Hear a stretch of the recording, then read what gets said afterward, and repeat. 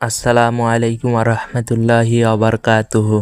আপনাদের সাথে আমি খড় কাটতে কাটতে যে বিষয়টা শেয়ার করতে চাই সেটা খড় কাটা মেশিন, যেটা হাত দিয়ে খড় কাটে এবং আমরা যেভাবে কাটি কাঁচি দিয়ে, এটার সাথে কিন্তু ওইটা পাবে না। আপনাদেরকে আমি এটা বুঝিয়ে বলছি। ওই মেশিনগুলো কিন্তু এই যে এই ছবির মতো মেশিনগুলো দিয়ে ভাই যারা ব্যবহার করছেন তারা তো জানেনই কীরকম একটা অসুবিধা।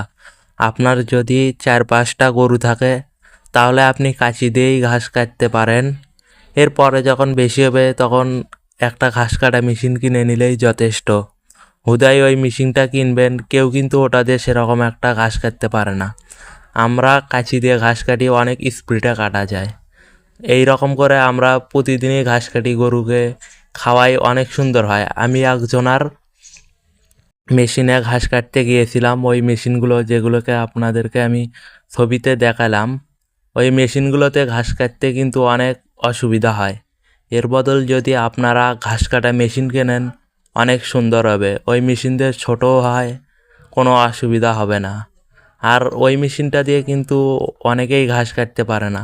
আর কাঁচি দিয়ে ঘাস কাটা কিন্তু ইজিলি, কোনো অসুবিধা নেই, সব দিক দিয়েই সুবিধা।